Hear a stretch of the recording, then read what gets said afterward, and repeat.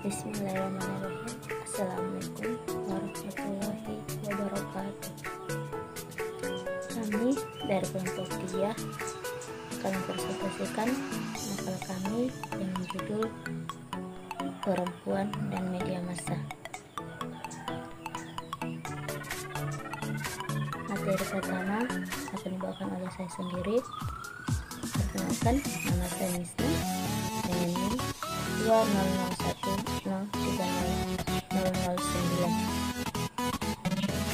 dari kelas BKI 4A.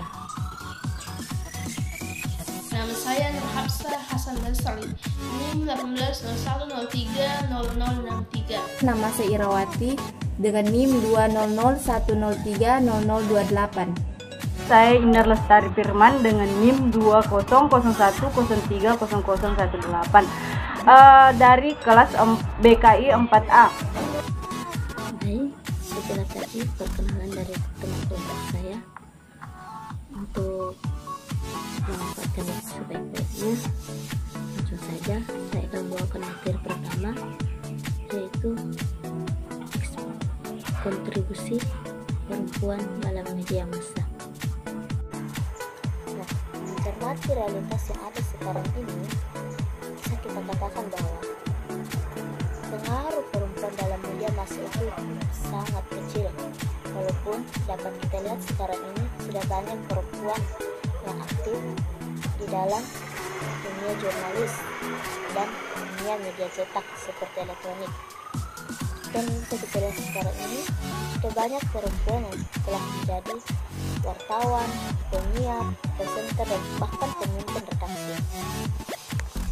Namun, kehadiran perempuan di dalam media massa dan media cetak, ekspansi mereka itu belum cukup untuk memasuki domain sode kultural spirit, sehingga kehadiran mereka belum berkaitan dengan upaya peningkatan, pencerahan, dan pembentukan alternatif kehidupan ke depannya. Nah,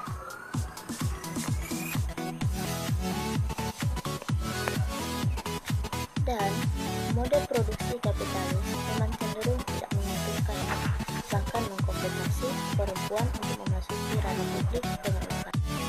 Dengan demikian, status, ras, dan gender bukan ditentukan oleh sebuah keadaan kultural, akan tetapi dilahirkan oleh objek-objek konsumtif yang dikenakannya di kalangan masyarakat. Dalam perspektif perbedaannya, masyarakat konsumtif, peran perempuan sangat besar dibandingnya laki-laki. Namun, di media massa yang seperti sekarang ini, yang banyak praktek namun tidak ada kontur ataupun resistensi kaum laki-laki dan kepada perempuan. Nah, hal ini tidak sepenuhnya menggambarkan kelemahan perempuan, tetapi karena mode produksi kapasitas tumbuh begitu kuatnya, sehingga perempuan dan media massa yang notabenenya didominasi laki-laki menyerah dan tunduk dalam mode klasifikasi budaya, batasan kognitif dan moralitas publik yang dikendalikan oleh mode produksi kapitalisme. Bismillahirrahmanirrahim. Saya akan melanjutkan materi, yaitu bagian B, eksploitasi perempuan di media massa. Keindahan tubuh perempuan dan kekaguman laki-laki terhadapnya adalah cerita klasik dalam sejarah perjalanan manusia. Dua hal ini pula yang kemudian menjadi dominan bagi inspirasi para pekerja seni. Namun, ketika perempuan menjadi simbol-simbol yang komersil, maka kekaguman terhadap perempuan itu sangat diskriminatif. Saat ini, ketika karya seni kreatif seperti iklan menjadi konsumsi masyarakat dalam berbagai media massa, posisi perempuan menjadi sangat potensial untuk dikomersilkan dan dieksploitasi karena perempuan menjadi sumber eksploitasi dan tambang uang yang habis-habisnya. Namun, dalam konteks perempuan, terkadang dia tampil dalam bentuk yang lebih keras dan keluar dari stereotip sebagai sosok yang lembut dan tak berdaya. Perempuan bisa juga saja tampil sebagai sosok perayu, penindas, bahkan pecundang. Sosok perempuan seperti ini banyak ditemukan dalam iklan media. Hal ini sekaligus merupakan rekonstruksi terhadap dunia realitas perempuan itu sendiri. Keindahan tubuh perempuan menempatkannya dalam stereotip dan membawanya dalam sifat di sekitar keindahan tersebut, seperti perempuan harus selalu tampil menawan, pandai mengurus rumah tangga, pandai memasak, selalu pandai prima untuk menyenangkan suami, dan pantas diajak sebagai tampil di berbagai acara. Ada pandangan lain yang menyatakan bahwa eksploitasi perempuan dalam media tidak digelar karena stereotip, akan tetapi disebabkan karena umumnya pemirsa adalah perempuan dan barang yang diiklankan juga mayoritas kebutuhan perempuan. Perempuan sesungguhnya paling dekat dengan media. Namun, segmen perempuan juga menjadi alasan kuat eksploitasi tersebut. Dalam banyak iklan stereotip perempuan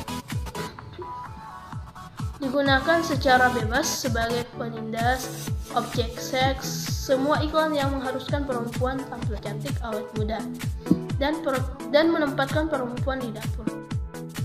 Baiklah, saya akan melanjutkan presentasi bagian C, yaitu kekuatan laki-laki atas perempuan di media massa. Secara global, struktur muatan pemberitaan media massa pada umumnya belum secara seimbang merespon kepentingan perempuan. Pemberitaan media massa pada umumnya memberitakan ruang publik laki-laki. Ketika ada pemberitaan masalah perempuan, sorotannya menjadi domestik, terkecuali jika perempuan tersebut menjadi tokoh publik, baru menjadi berita utama. Itu pun tidak terkesan menjadi agenda. Baiklah, langsung saja saya akan melanjutkan pemaparan materi dari kelompok kami, yaitu ada bagian D, erotisme eksploitas perempuan terbesar di media massa. Penelitian yang dilakukan oleh Burhan Bungim pada tahun 1995 sampai 2001 menunjukkan bahwa hampir semua media massa pernah menggunakan erotisme dalam berbagai bentuk sebagai salah satu pemberitaan. Berdasarkan historiologi pornografi media massa, erotisme merupakan kecenderungan media massa dalam pemberitaannya. Yang pertama itu ada media massa telah kehilangan idealisme. Yang kedua ada media massa merasa tirasnya terancam menurun. Yang ketiga media massa merasa perlu bersaing dengan media lain. Yang keempat ada media massa baru memposisikan dirinya dalam masyarakat. Yang kelima itu media massa terkooptasi dan merefleksi logika kapitalisme. Yang keenam itu ada masyarakat membutuhkan pemberitaan erotisme.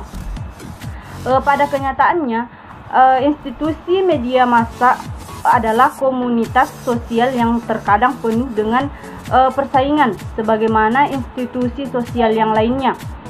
Media tidak lepas dari nilai-nilai masyarakat, namun ketika media harus memilih antara nilai dan persaingan, terkadang media terlepas dari kontrol moral.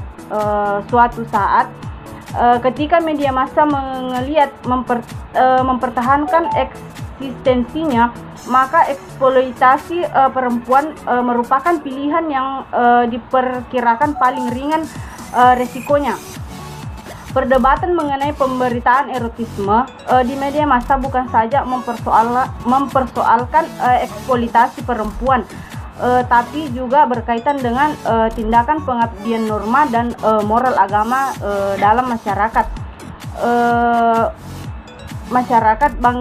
Merupakan tindakan yang membenturkan kepentingan media dan agama, masyarakat dan pendidikan. Banyak kalangan yang menyatakan bahwa erotisme media massa sebagai salah satu bentuk patologi sosial.